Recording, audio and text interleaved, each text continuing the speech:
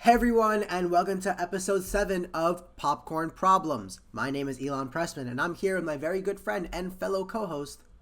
Nicholas DePasco. Every week, we'll make sure you're caught up with the biggest news and movies in Hollywood. This week, we're going to be reviewing One Battle After Another, one of last week's biggest new releases. But before we get to that, what's poppin'? Where we went through the biggest movie stories of the week. What's up, guys? Thank you for joining us for another episode of Popcorn Problems. Happy to have you here. And yeah, let's get right into it. We have a lot to talk about today. It's going to be a pretty interesting episode. I'm really excited, and we're going to start with the box office as we always do.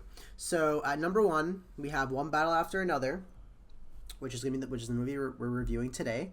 It opened with 22.4 million domestically and 48.5 globally, on a $130 million budget. What's it called? This movie had, like, out of the premium formats, like IMAX and 70 millimeter and Dolby, like those, not just regular 2D showings, I guess, those were 51% of the ticket sales in the US, which just shows, like, how many people actually use those formats, which I think is really cool.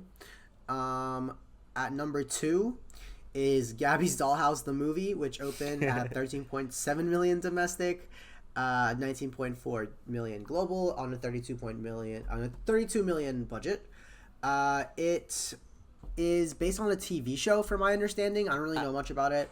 I was confused. Yeah, when I saw it like in theaters or whatever, I was like, is this like based on like like one of those like Rachel, Miss Rachel type shit, like YouTube shows, or like Yeah. it's like an actual TV show?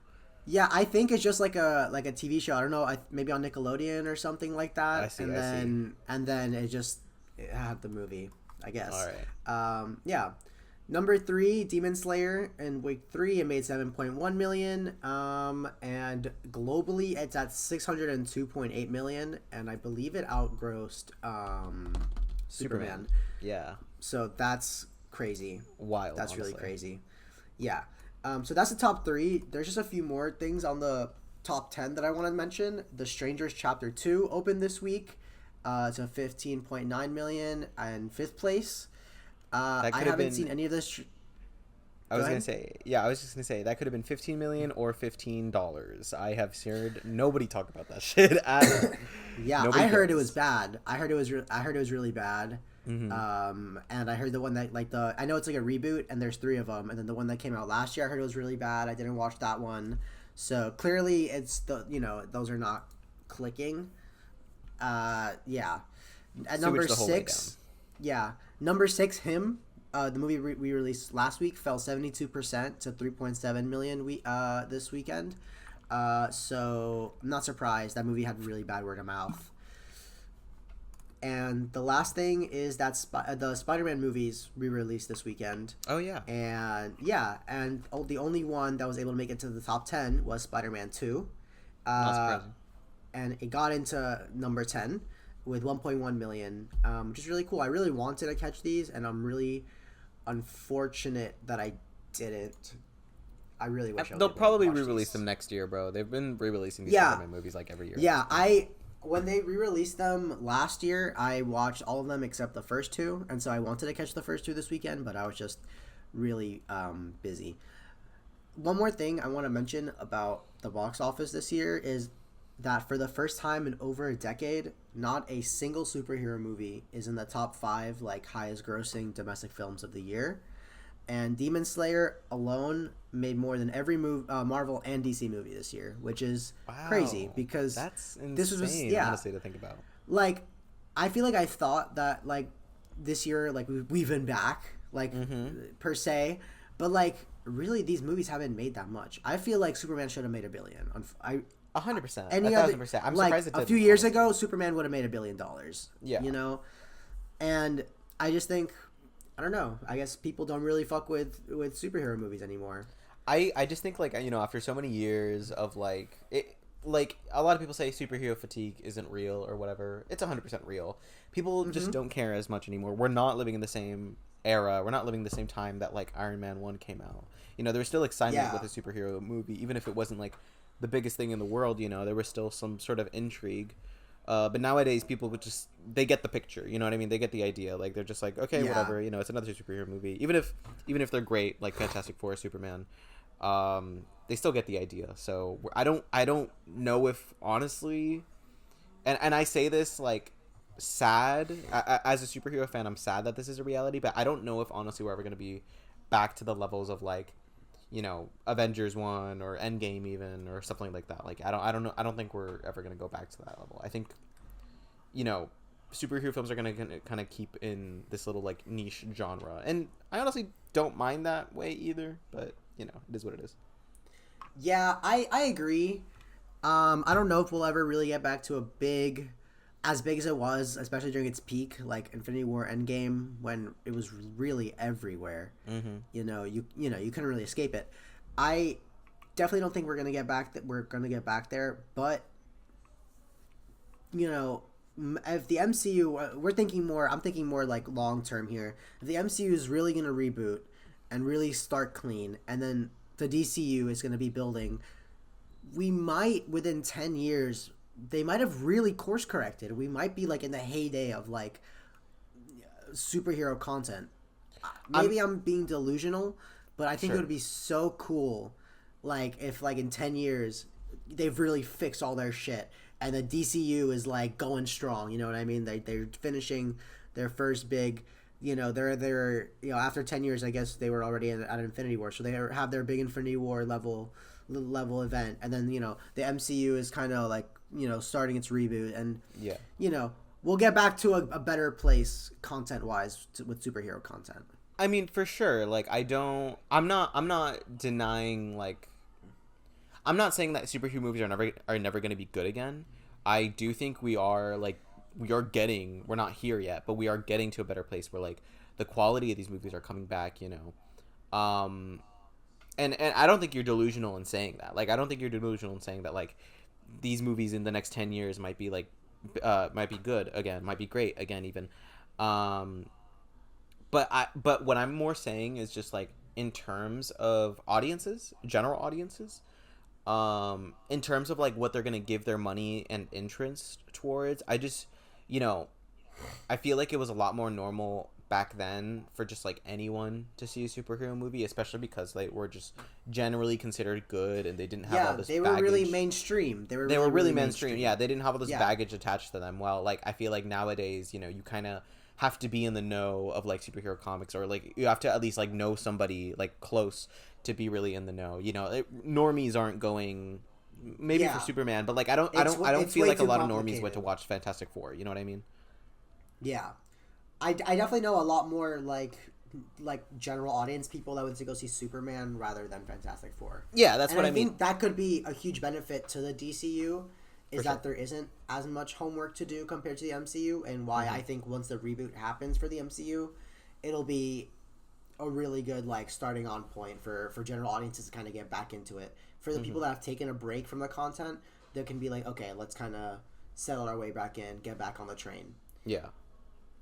We'll see. Yeah. I mean, I don't know. I just have hope. I really honestly, I kind of don't care that these aren't $1 billion movies. It's like nice to see. It would have been nice to see that like Superman is $1 billion, or it would have gotten $1 billion or anything. But I feel like making our expectations lower, or at least like for studio executives, for them to like see that like, okay, like these movies aren't going to be cracking $1 billion anymore, so we can be a lot more free. Like, for example, I guess I would put it like this, like, like the top 3 Disney, or the top 3 children's channels, like TV channels, at least when I was growing up, was like Disney Channel, Nickelodeon, and Cartoon Network, in that order in terms of ratings. Like Disney Channel was always first, Nickelodeon second, and then Cartoon Network a third. Me personally, I always found Cartoon Network the most interesting out of all of these 3 channels.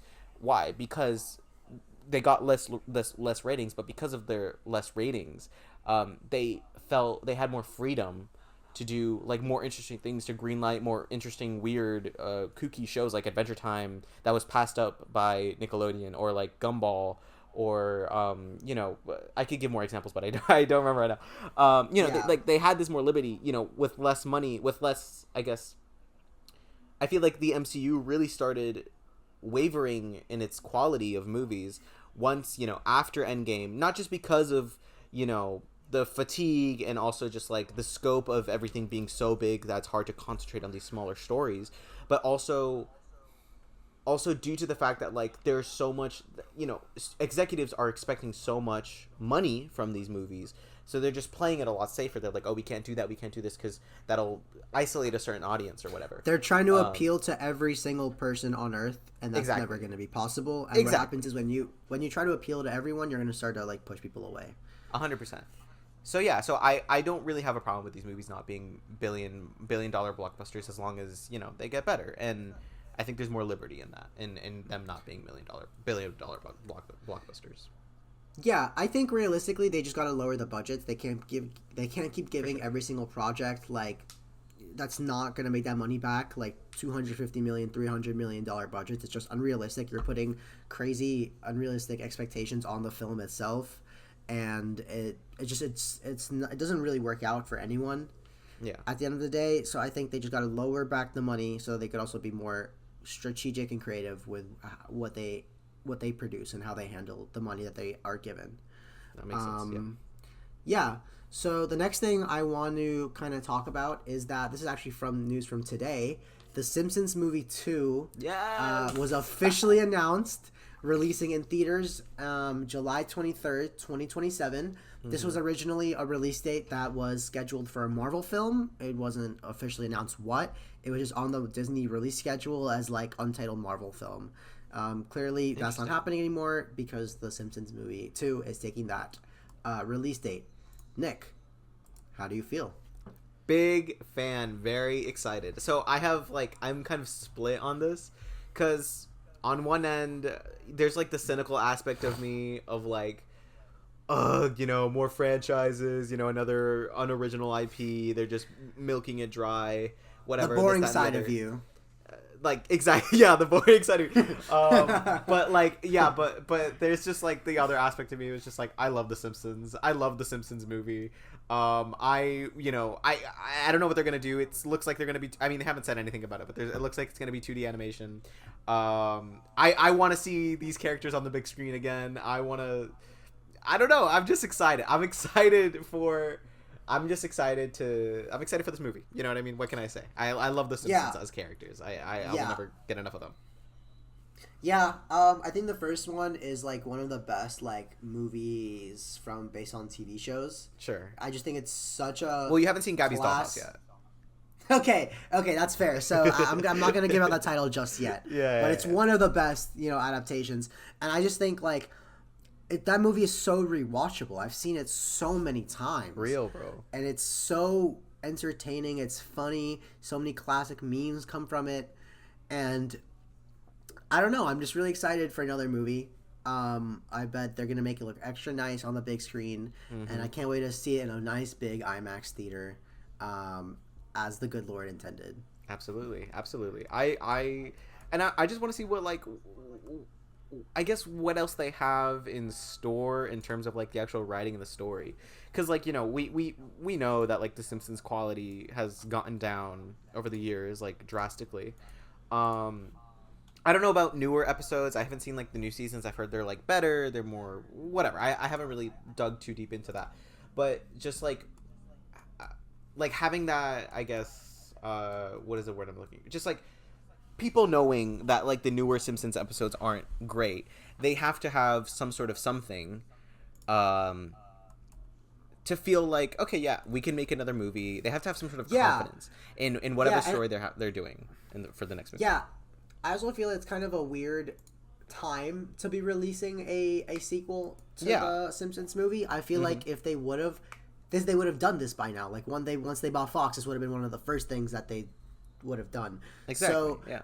I'm just because they haven't been shy about using The Simpsons. They use it in a bunch of like commercials and short like Star Wars shorts and whatever. But a movie is a whole other thing than something that they drop on Disney Plus. So I'm really interested as to where they're gonna take it, what the movie's gonna be about, and I hope it's good.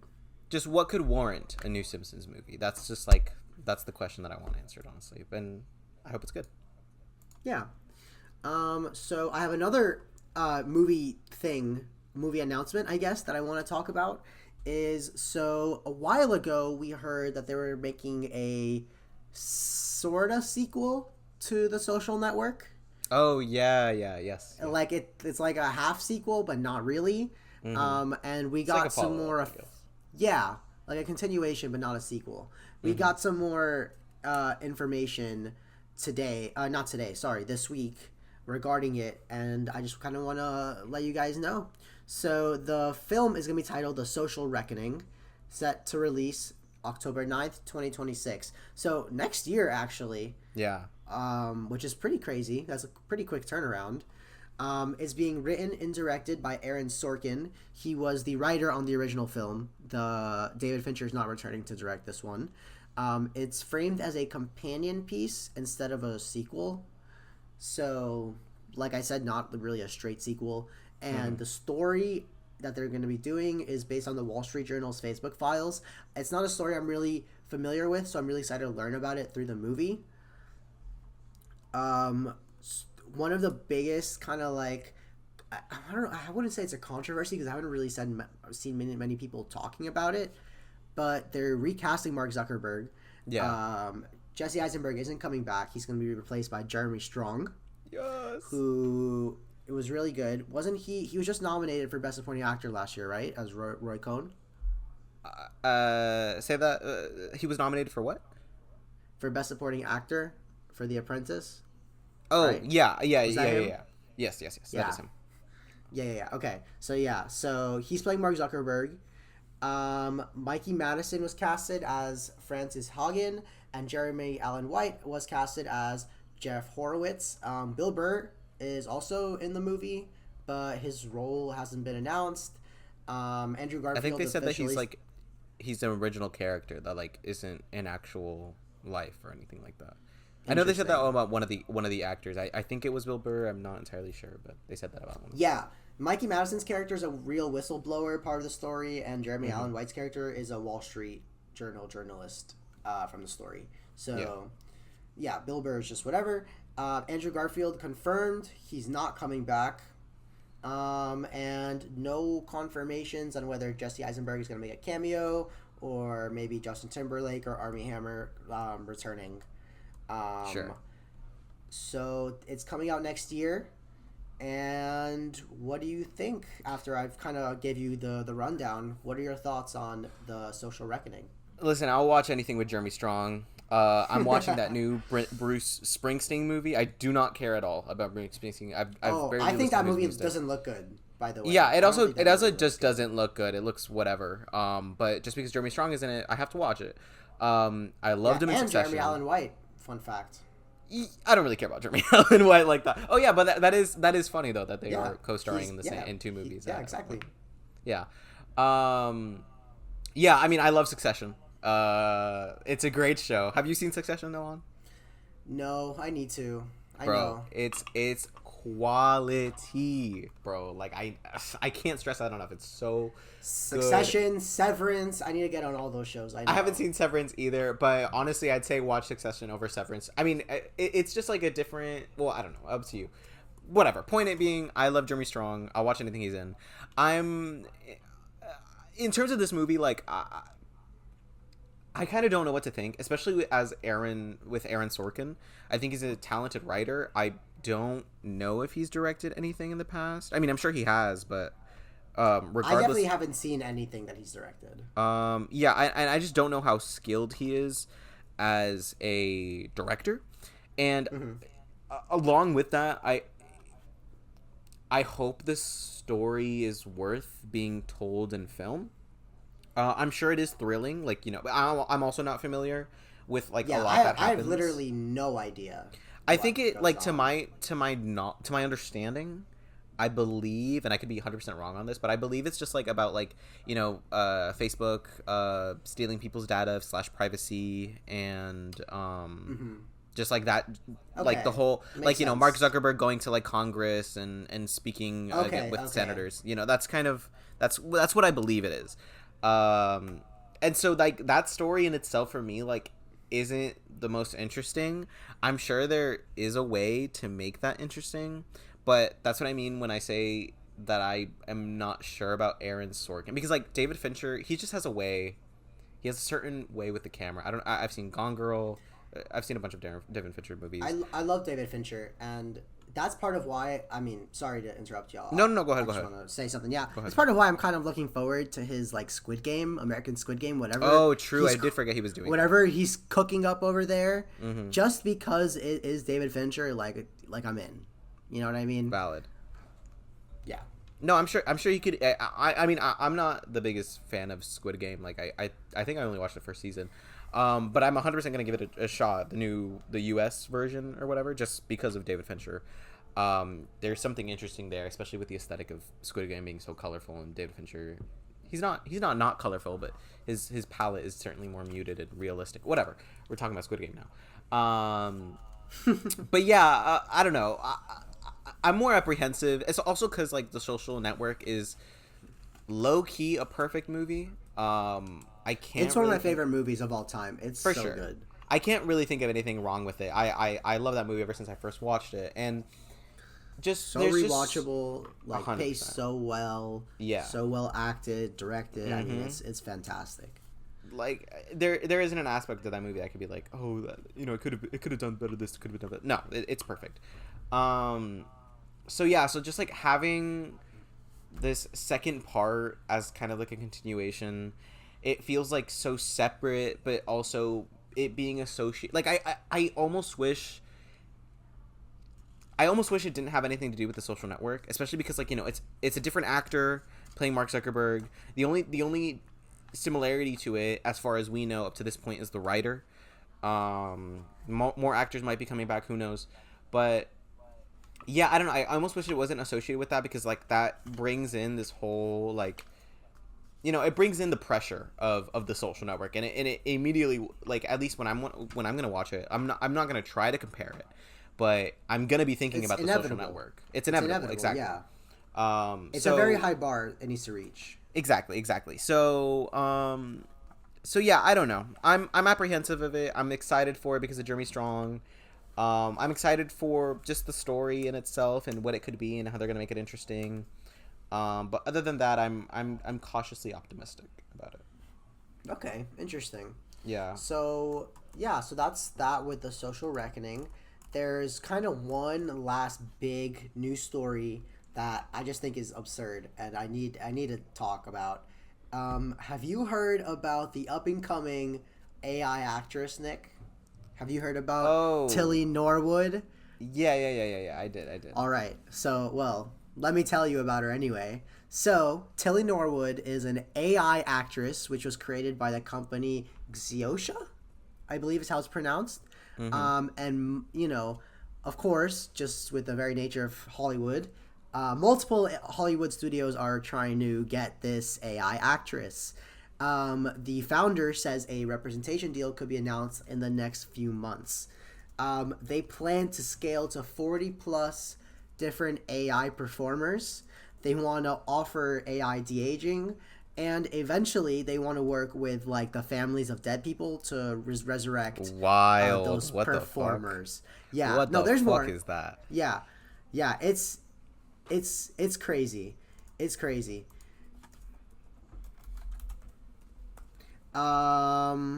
So that, and then Scarlett, they want Tilly Norwood to be the next Scarlett Johansson or Natalie Portman.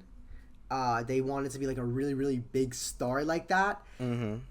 Obviously, this is everything that artists and performers are striked against, and just everything against they stand for. Mm-hmm. So a bunch of actors, including Melissa Barrera and Lucas Gage, spoke out, and a few different actors are saying that they want to boycott any agency that signs AI talent, which makes a lot of sense. And then a fun fact about Tilly Norwood, is that she was compositive from hundreds of living young women. So gross, bro. Maybe your little sister, maybe your best friend, your girlfriend, your mom, any of them might have been used to create this AI monstrosity, which is just gross. I don't know how else to put it. What do you think about this, Nick? Yeah, I mean, I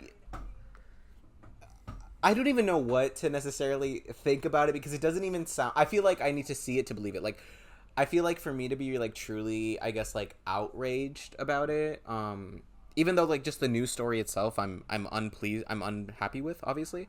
But I feel like, I really need to like see it in like a movie. Hopefully, it never gets to that point. But I need to see it to like really properly understand how this would really affect the industry as a whole, because like up to now it's just kind of like hypothetical, like just it's just like pure mind works. And I just have so many more questions about like how this would work. Like, is she going to be acting with other actors? Is she only going to be in other AI movies? Is she going to be like in actual movies? Is like, what is that going to work? How is it going to sound? What I like, and all of the answers of those questions that I'm thinking of right now just lead to bad. Just lead to like, it's gonna be bad. It's gonna be bad. It's gonna be bad. It's gonna be bad. It's all terrible. It's all terrible, and the world is doomed. Absolutely. Like, I mean, like, and the way that you're describing it, like, just like from the creation process to the actual signing or whatever, like, it sounds disgusting. It's gross. It sounds absolutely mortifying. Gross. Bringing back dead actors. Like, no sane, like, family, like, estate of a performer is going to want to bring back their dead. It's gross. It's terrible.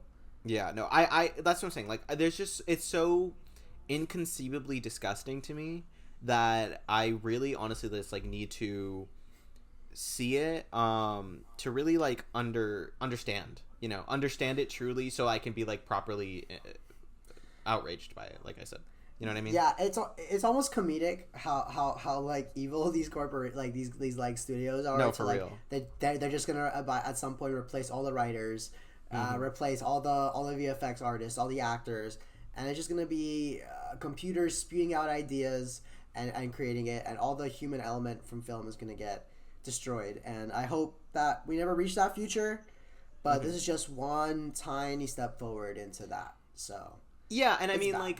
I don't know. I struggle with that thought a lot of like, oh, the movie industry is doomed because it's all going to be AI in the future. I do think I am more optimistic about it, that like when AI actually comes to the big screens, it's going to be, and I think I've said this on the pod before, but like it's going to be like its own genre of film that hopefully nobody's going to watch, but I don't think that like, humans are ever going to be like properly replaced by actual AI in every single movie, like every single whatever,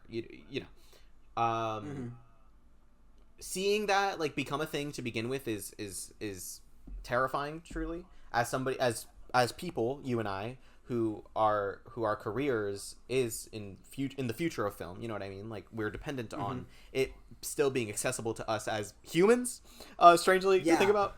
Yeah, crazy, right? It's insane. I would have never thought that this would be the way that the things go, but they're going this way, and we just have to navigate it now. Going from the Will Smith like eating spaghetti video from like literally 2 years ago, 3 years ago, and now they're like saying that they're gonna have an AI actress on the same level as like Natalie Portman, Scarlett Johansson. Like, that's a crazy claim, and like you're saying, I need to see it to believe it. Yeah, I don't know. That's kind of all I have to say about it, honestly. Like, it's just wild. I can't even think about it. Yeah. So Nick, I believe you said to me that you have another news story that you wanted to mention. Yeah. This was from today, actually, and I don't really want to talk about like the politics of it all, because that's not what we're here about. I just want to talk about the statement in itself.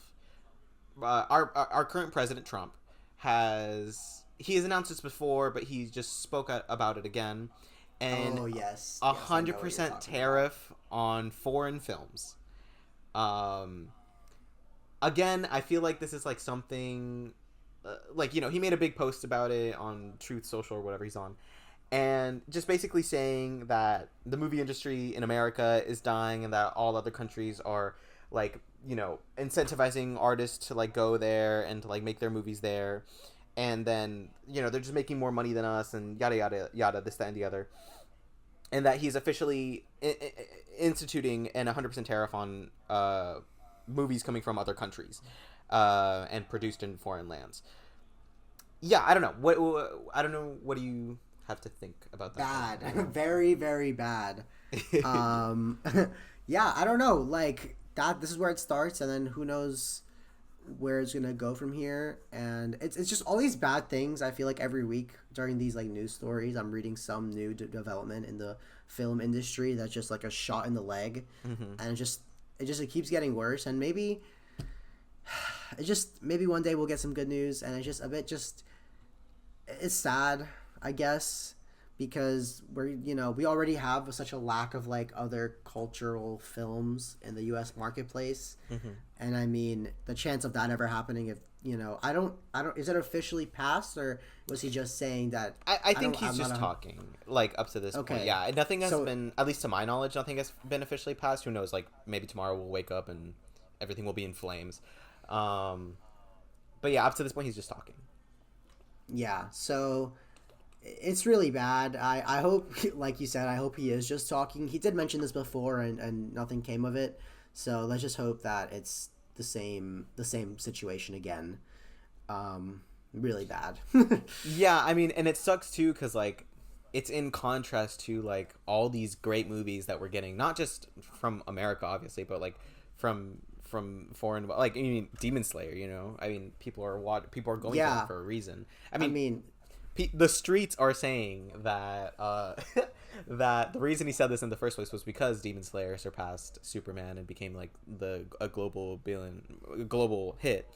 That's funny. Yeah, I don't know. So it's just yeah, it is sad. It's stupid. Especially because, like, a lot of the films we wouldn't have a lot of the films that we have today if it wasn't for the even American. We wouldn't have the American films that we have today if it wasn't for the people who made those films seeking out foreign pictures. You know what I mean? Like foreign. And also even this year, like one of my favorite films of this year was Perfect Days by Wim Wenders. It's a movie completely made in Japan by with Japanese actors. Even though the director is, if I'm not mistaken, German, but it's a Japanese made film, and I loved it. It was great. And so just to think that like there's so much trouble with getting audiences to watch foreign films in the first place. You know what I mean? Like getting them over that half-inch subtitle wall. Because a lot of people just straight up won't watch movies with subtitles, and to each their own, whatever. I have my opinions on that, but it's so hard getting those people to watch foreign films to begin with, and so to think that the government is making that process even harder, for the creatives who actually give a fuck about these movies and care about them and just want people to see them. They don't really, we could say a lot of things about like what they care about in terms of like money or whatever, but at the end of the day, they just want people to see these things, like to see these things that they put their heart and soul into. Yeah. And it's just it's dreadful to think that it's becoming a harder process. You know what I mean? It just sucks. Yeah, I mean, at the end of the day, film is a universal language that can be enjoyed by anyone, regardless of who made it, where it's from, what language that is being spoken. And so I just think we would really lose a large aspect if this is a real thing that goes into effect and actually plays plays a part in what we see here in the United States. For sure. Yeah, let's just we'll see, because it's a lot of talk up to this early point. Days, he said very early days. He said the same thing like a few months ago or a few weeks ago, I don't remember. And nothing has happened since then, but who knows? Yeah, exactly. Okay, so that brings us to the end of What's Poppin' and into what we watched. I kind of had a very busy week, so I wasn't able to watch as much as I really wanted to. One thing I did able to see was I believe is a 30th anniversary re-release of Toy Story in theaters, and I think it was pretty good. I mean, listen, well, what can I say? It's Toy Story. It's one of the best animated movies of all time. Saying pretty good is an understatement. I mean, it's a classic. I don't know what I could say that hasn't been said before, other than go watch old movies in theaters because they're just really really fun experiences, and I think that just watching an old movie, especially like a kids movie, in theaters, like really like teleports you to like the first time that you saw it in the theaters. And so I kind of felt like I was like a little kid again, watching like Toy Story, you know, in the theaters. It was really really cool. Did did the it being the first like 3D animated movie and all, like, did you feel like the animation itself was like dated? Yeah, I mean it looks a little chopped, Mm-hmm. to say the least. Did it bother you while Um, watching? Not really, not Okay. really. Just because I knew what it was, and Sure. also just the story, like the movie itself is so good. Like the Mm-hmm. way like the way the fictitious camera moves, and the way the dialogue and the voice performances and the actual story itself, like it's all just really really great. So it's fine, and it's just really cool that it is the first like 3D animated CG film. Um, and actually, while I'm talking about the animation being really good, I completely got reminded of something else that I watched this week, which was Marvel Zombies. Oh, right. Okay. It was bad. It was pretty bad. Mm-hmm. I like it sucks because we spoke about the trailer, and I said I think the animation is bad. In actuality, I think the animation was awful. I mean, like I was watching in the living room with one of my roommates, and he's walking by. He says that looks like a shitty like PS2 like cutscene. Wild. Like like it looks it was gross. The characters that they chose, I'm not gonna lie, was pretty boring for the Mm-hmm. most part. Like they had Shang-Chi and Katie, and they had Red Guardian. They had his like wife from the Black Widow movie. They had Yelena. Ironheart was there. Kate Bishop and Miss Marvel. The Miss Marvel's like the core of the film. She's the main character, and I don't know. I just feel like they played it really really safe. I don't know how they could claim that that show was rated TVMA. I guess other than the really fake like cutscene blood. I guess I it's really not worth your time. I watched it only for Spider Man, and he's barely in it. Mm-hmm. And I guess the only cool thing I would mention is that it's kind of the first appearance of Blade in the MCU. Mm-hmm. I guess it was like a Moon Knight Blade, and he was used very sparingly, but when he was used, he was pretty cool. Um, and it sucks that they showed the coolest Spider-Man shot in the trailer, which was like that move of him pulling off the heads. That's the coolest thing that he does. The rest of the time, he's just spent with like the floating Ant-Man head, and it just looks ugly and ridiculous. And yeah, That's supposed to be Nick. Ant-Man, the thing that you sent me. Yeah. That is, it's I like thought. Ant-Man in like, it's like just his head in a glass, like container with like the Doctor Strange cape giving him the ability to fly. It's ridiculous. I was so It's something that, confused when you sent me that. Like, and I forgot to respond, to be honest. But like, I was like, what? Because okay, I know you're gonna ask me anyway, but I did watch a little bit of Marvel Zombies. I watched, I think, Mhm. the first episode in full, and then I started, and then I stopped, kind of like paying attention towards the second episode, and then I fell asleep. And yeah, it then gets really bad towards the end. I mean, yeah, like, and then the I just first stopped. two are fine, and then it Uh-huh. gets really, really bad. Yeah, no, exactly. Like I just fell asleep, and then I just didn't care enough to watch. I was like, oh, should I go back and finish? I was like, and waste my time? No, thank you. Um, yeah, I didn't think it was that. I guess I didn't think the animation was like the ugliest. Like, I think there's a style to it that they're certainly getting towards more. You know what I mean? Like, they're trying to like still have these like big scope action sequences, without them costing so much. I think they do achieve like certain moments of like, oh hey, that looked like actually kind of cool. I, I can't really remember any honestly. I think like the Blade in the hallway fighting the zombie scene. Yeah, From if I that's like the believe the coolest thing first. that he does. That's the coolest Yeah, thing that yeah, he yeah. does. There's like certain moments where it's like, okay, it doesn't look that bad, but like just like when a lot of the show, a lot of the 4 episodes is just like people talking, and then like maybe like a zombie appears here and there. It really does stand out that like, holy shit, that like, yeah, this looks like doo-doo garbage, bro. Like this looks like absolute sewage. And yeah, I just didn't care. I didn't, and it didn't make me care either. They always choose, like you said, like they always choose the most boring, fucking X-list heroes, that nobody gives a fuck about, that they know are expendable.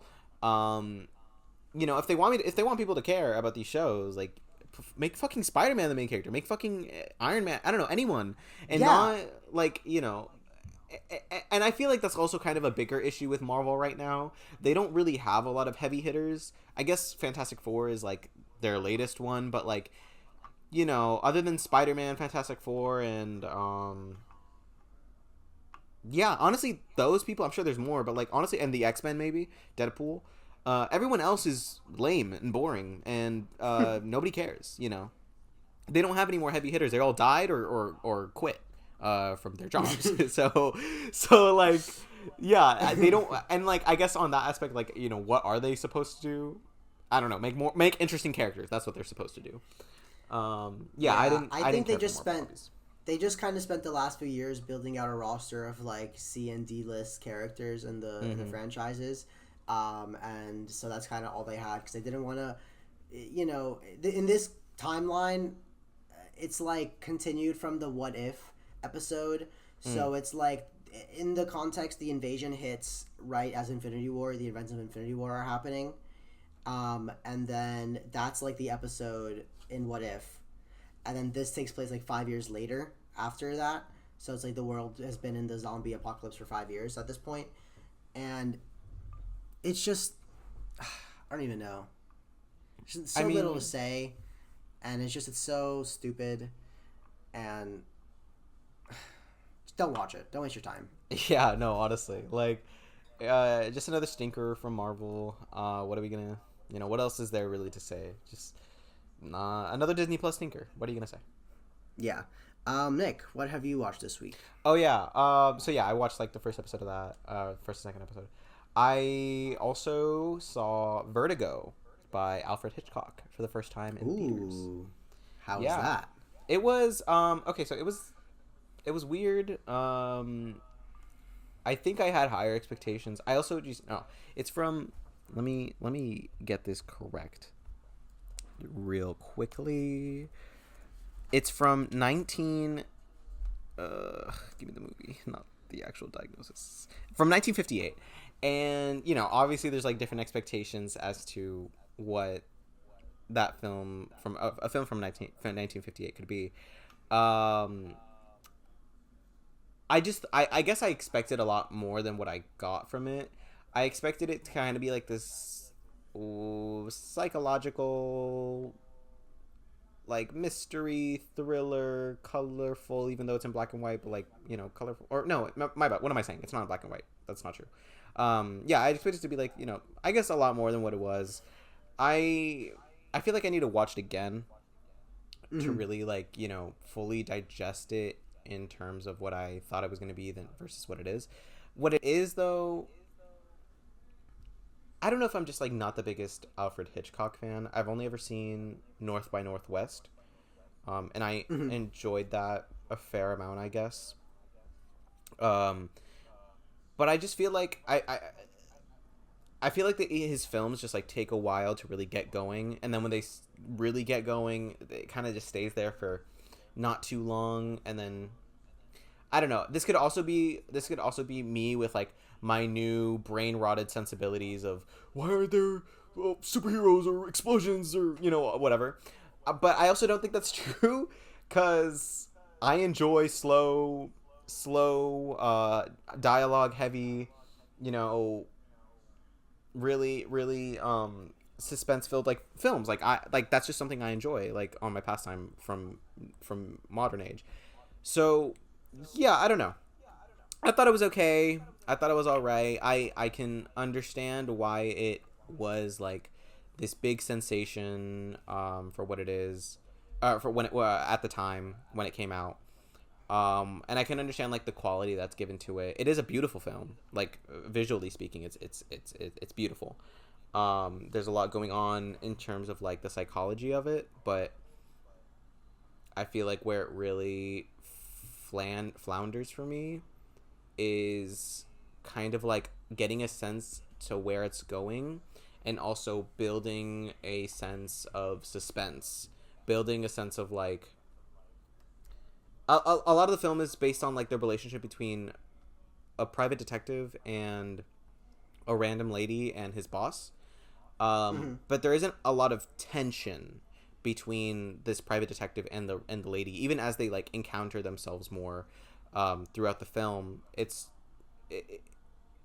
They kind of do, and then they don't, and then they do, and then it's kind of there's a big reveal at the end without spoiling a film from 1958.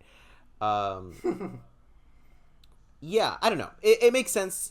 I feel like at the time it was like this big deal, kind of like how I felt with Jaws, wherein at the time you didn't get movies like this, you didn't get really like slow paced movies like that, but now with my new age sensibilities, I Your TikTok brain is what exactly I'm my hearing. TikTok brain is just rotted from it, so I couldn't enjoy it to its fullest extent. But yeah, Nice. that's nice. That's whatever. Well, I wouldn't really say it's nice. That kind of sucks that you couldn't enjoy it to your full extent. But Yeah, I mean, it is what it is. Yeah. It's nice to get it checked off the list. You know what I mean? Of like movies that you Yeah. have to watch, type shit. Yeah, for sure. I've never seen it, and your review isn't really inspiring me to run and see it. But I'm That's sure fair.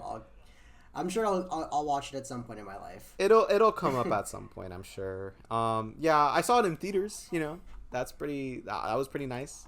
Getting to watch a old movie in theaters, that's always a pleasure. Always Like you very did with fun. Toy Story. Yeah. But it was whatever. Yeah. Before we get into our main features, anything else that you want to mention? Yeah, actually, I watched Rick and Morty season 8. Not the whole thing. Is I it on watched, like, season 8 already? It That's is on crazy. season 8, and that's honestly why I wanted to bring it up, because I did not hear about this about it coming with a new season. I heard nobody else talking about this. It was a complete surprise to me that I was just scrolling on Disney Plus one day, and I was like, "Oh, new episodes of Rick and Morty, what?" And then I just saw, and then I started watching. I was like, "Oh, okay, sure, I'll have this on for a while." And honestly, it's not bad. It's not bad. I don't remember the bad season. It was like maybe like 6 or 5 or whatever. I don't really care. I grew up with Rick and Morty. I was a fan, when in its first few seasons, and now I feel like it's in a weird place where it it can't be a show like The Simpsons or Family Guy, where the main people are grounded, so the world around them can be crazy. You know what I mean? Mm-hmm. I feel like Rick and Morty Right. can't be that, because the main people are already crazy, and then the world around them has to only get crazier. So what they do a lot in this new season is, instead of focusing on the family, they focus on like the other characters, or the world, like the universe as a whole, or they might focus on a family member, like Summer or Beth.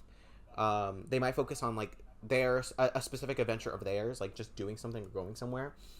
Um, I don't really like that, because I don't really care.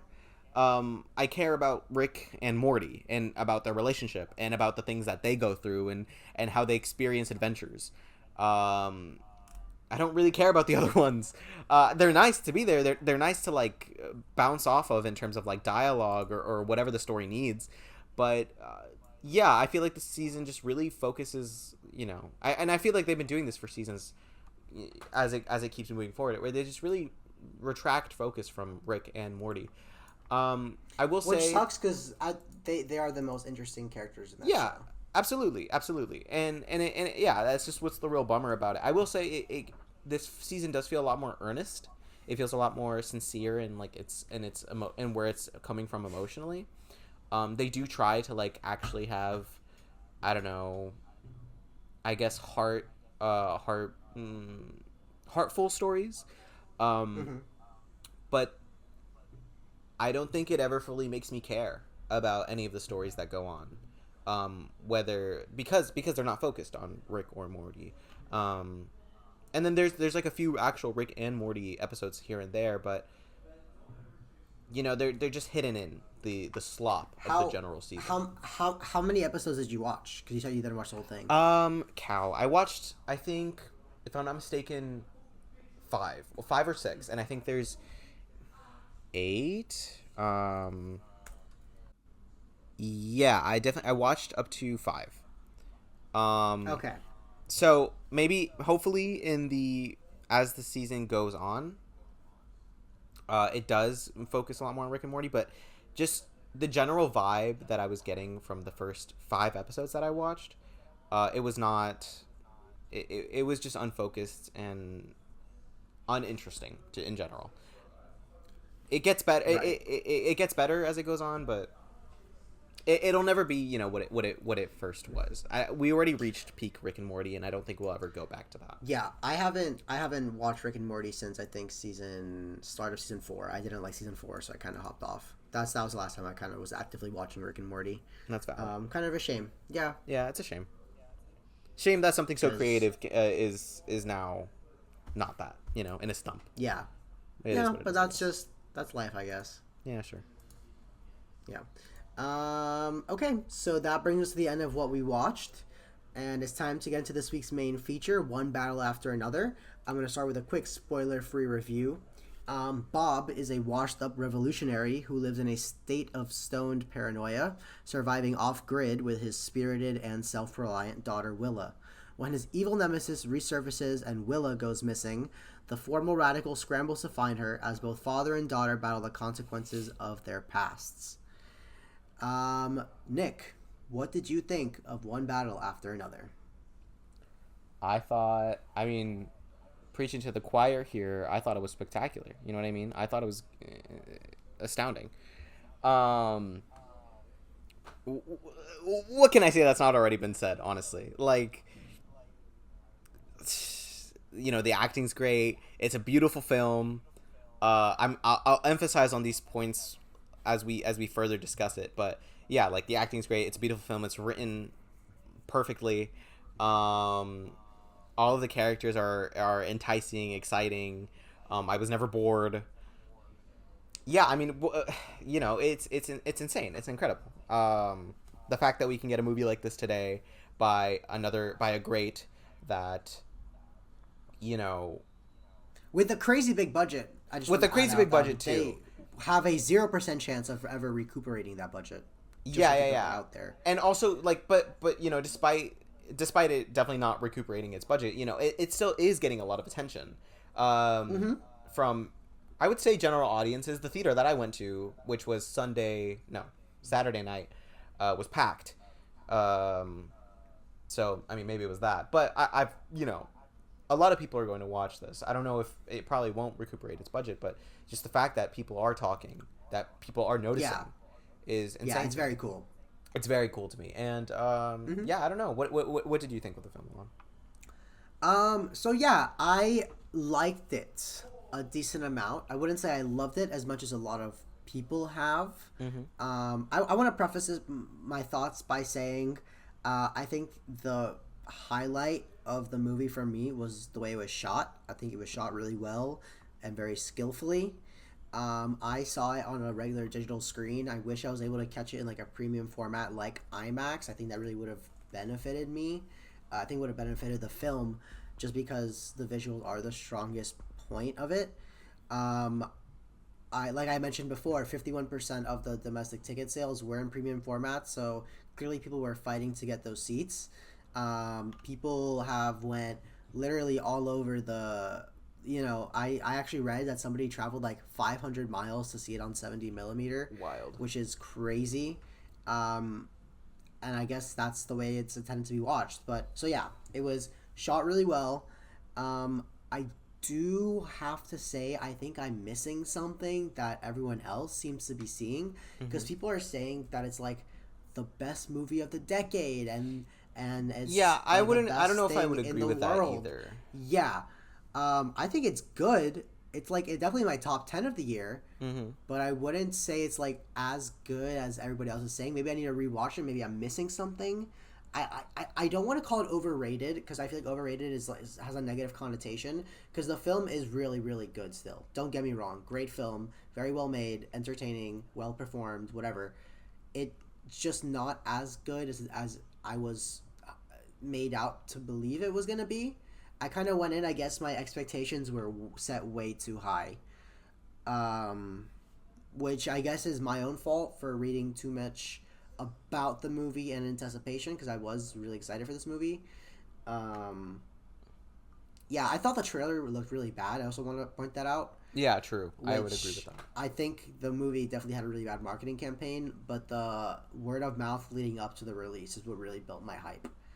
Um, yeah, I also want You to. mean the Fortnite map or whatever didn't make you want to run to the theater immediately? The one battle after another Fortnite version? Are you serious? That's Yeah, the thing. they made a yeah, that's you didn't know about this. No, They made a Fortnite version of Leonardo DiCaprio in the movie. I think his wife or whatever, like a and Benicio. skin. It's like a mode. It's a game mode where like Oh, you play okay. out like a mini version of the story. I believe I didn't play it, so I'm not entirely sure. But like it's like a mini version of the story of the movie in Fortnite, and you're just like accompanying Leo through his adventure. Interesting. Is what I Interesting. is what I saw. Interesting. Um, damn. Didn't know that. Even though Yeah, I've that never kind of played threw you it. for a loop. That's actually Sorry. very. Yeah, yeah, yeah. No, that's fine. That's just it's weird. Anyway, speaking of Leo, if the visuals were the best part, his performance was the second best part. I think he was really good. I think it's kind of different to any performance I've seen from him before. Hmm. So I think it was kind of cool to see a different aspect of his range. Um, with that being said, I also think that Benicio del Toro and Sean Penn were incredible. Um, Specifically, Sean Penn, I think he really put his all into this character. Like he was fantastic. And I think the movie was really big in scope. I think like a lot. They really fill in a lot in the runtime. I think it's a bit long. They definitely could have trimmed off maybe 15 minutes, but they still do fill that runtime in really well. Um, yeah. Nick, what else would you like to add? I this is the one point where I disagree with you. I don't think they should have trimmed off 15 minutes. Honestly, I think 15 minutes is a lot to trim off from this movie. You don't get um I think the runtime is great. I didn't feel it. I only started feeling it once I had to go to the bathroom, but I didn't want to get up. Um yeah, like I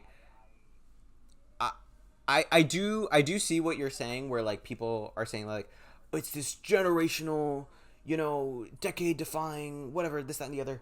um I don't think it's that. Like, I think it's incredible. I think it's great. It's not that. Yeah, it's it, great. But it's not that. I think I really have to like watch it again to really properly make a full like opinion about it whether it is that or not. um but I all I know is that I loved it. I loved it from beginning to end. It just has this like energy about itself. With the music being the music itself, like it's not anything. I'm not gonna say it's not anything I've ever heard before, but at least for a film, the music was so unique to what it is. Like not just the needle drops, but like the score itself. Accompanied by done by Johnny Greenwood, I think the drummer of Radiohead, if I'm not mistaken, or just a player in Radiohead. Um, yeah, I don't know. It's just we've gotten a lot of great movies this year. Um, I think what this movie does, is so special in terms of its politics, in terms of how grounded it is in reality, but also simultaneously not being about that. It's not about politics. It's not about its groundedness or whatever. It's about this relationship between this daughter and her father, um, and at the world that they live in, the world that he puts his daughter through, and how they both react to that. I think I just think the real charm of this movie comes from having all these situations again put against your will, and seeing how these characters react to that, and seeing what they do about it, how they get out of it or how they get into it.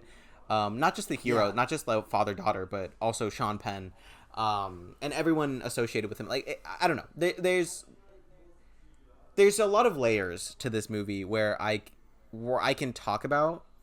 But if I do, we go into spoilers. So I don't know if you have anything else to say about it. Yeah, no, I'm ready to get into spoilers. So this is your official spoiler warning. If you haven't seen the movie and you plan to, now's a good time to click off. All right. So you want to just keep going from where you were going, so you could okay. So thoughts. Yeah, for sure. So for example, like I love the fact that Leo had almost nothing to do with saving his daughter. You know what I mean? I love the fact that she completely saved herself. Absolutely. I thought also, by the way, Chase Infinity, this being her first like really breakout role, insane performance. Yeah, I didn't mention her, but she was fantastic. She was fantastic. Absolutely. Yeah, fun fact, her name, Chase, is from Nicole Kidman's character from Batman Forever, and Infinity is from Buzz Lightyear to Infinity and Beyond. I read that earlier today. Really? Like, that's what her parents named her? That's kind of wild. That's crazy. But yeah, I mean, like, I love the fact that he had nothing to do with it. I feel like that says so much more about, like, the characters themselves, and also, like, it allows... I don't know, there's this one scene, which we have seen before in movies, but there's this one scene where, like, Leo drives past his daughter's kidnapper, and I think that's just so emblematic of the movie, of what's happening in the movie itself. It's just like, it's so there's just so much going on, and it has all these different stories. You know, Sean Penn trying to get to the daughter and trying to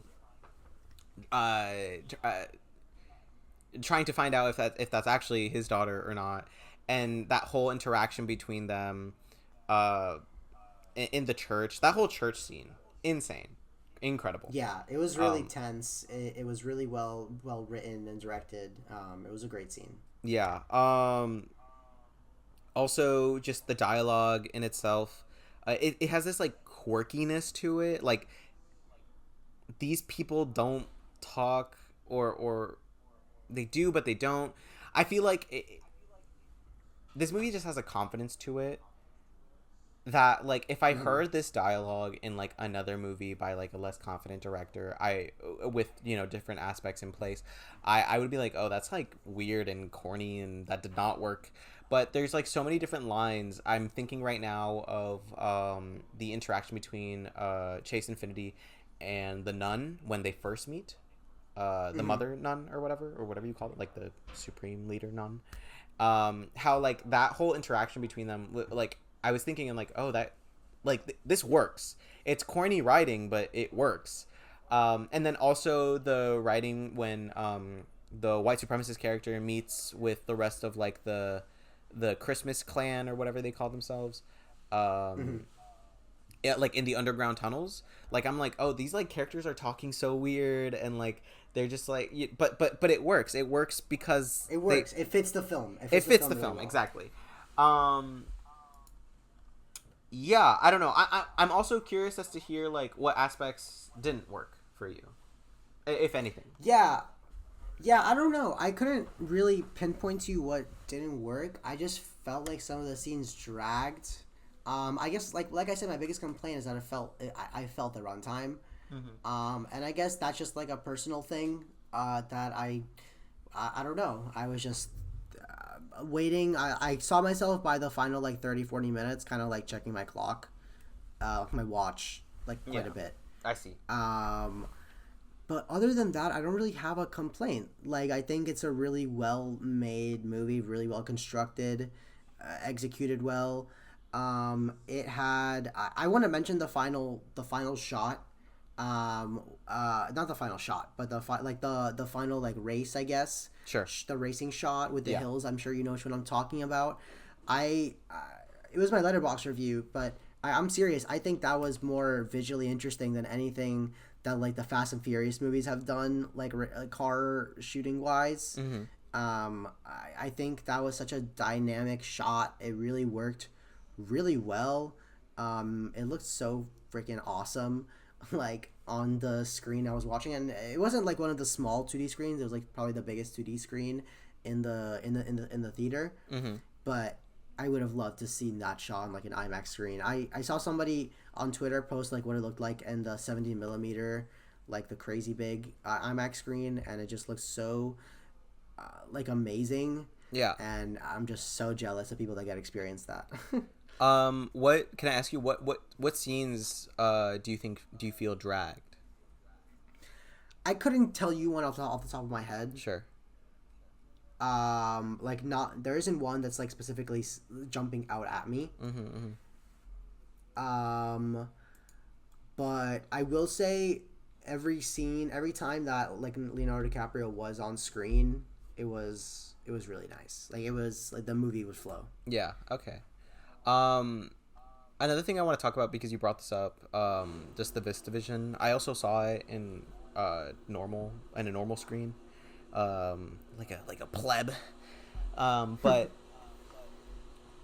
I, the film was beautiful, and this one scene, there's one shot that I remember of when Leo is escaping with the skateboarders, and they're like jumping on the roof, and then like you see their silhouettes. I was just thinking like this is beautiful. I don't feel like I've seen silhouettes. It's definitely a work of art. 100%, 1,000%, and yeah, I don't know. Like there's like a scope to the movie that I feel like we're so bombarded with like special effects nowadays with like editing, and I'm not even trying to be like, oh, CGI bad. It's just like we just get a lot of special effects that are either in editing or actual CGI that are supposed to like take the place of beautiful filmmaking, of beautiful like in captured sets and productions and whatever. But something I really love about this film is the fact that it is so grounded in reality. It's all this everything, at least to my knowledge, is real that we're seeing. But it still captures like a magic towards that. It still makes it look beautiful, and it still makes it look interesting and totally exciting. You know what I mean?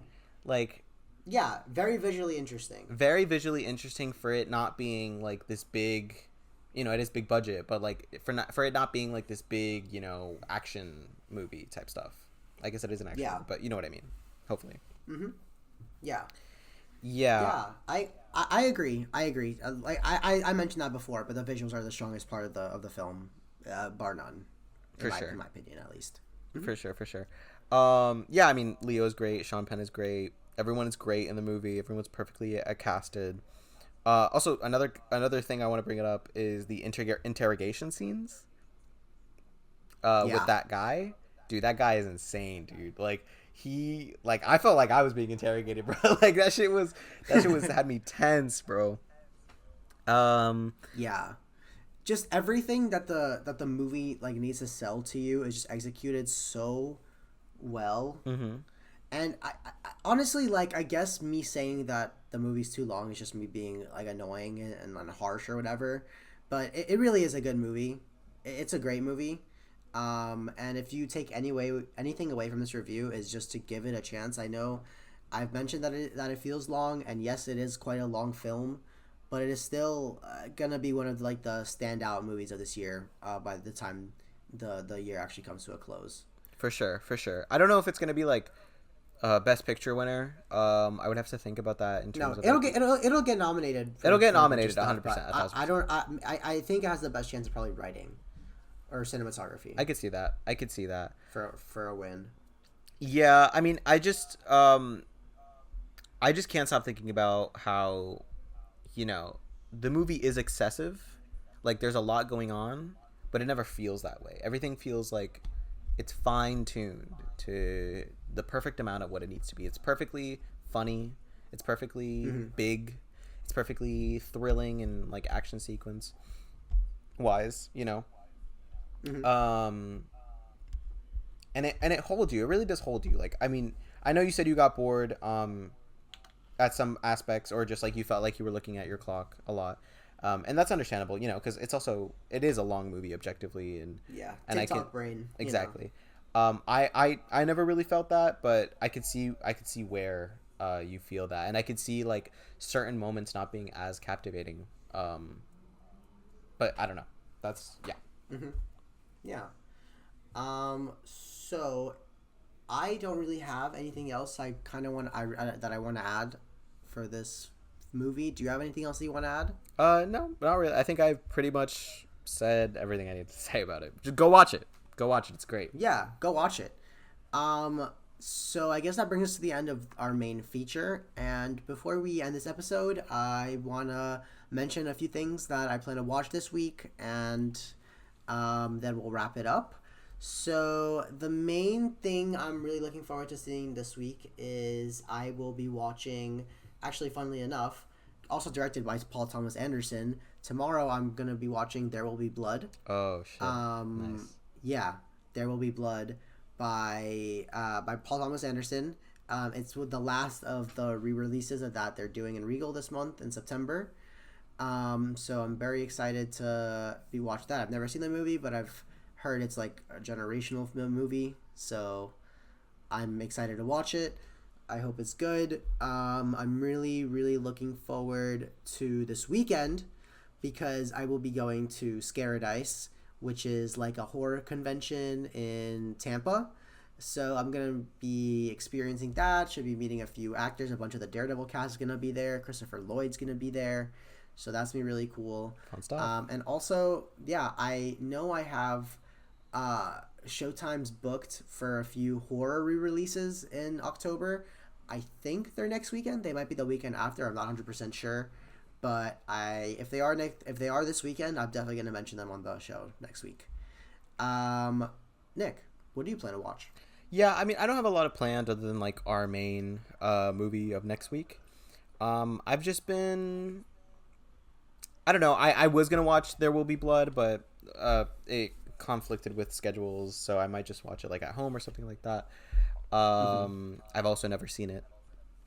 But yeah, I don't know. I've also been rewatching Better Call Saul, so if I have something to say about that next week, I'll say it.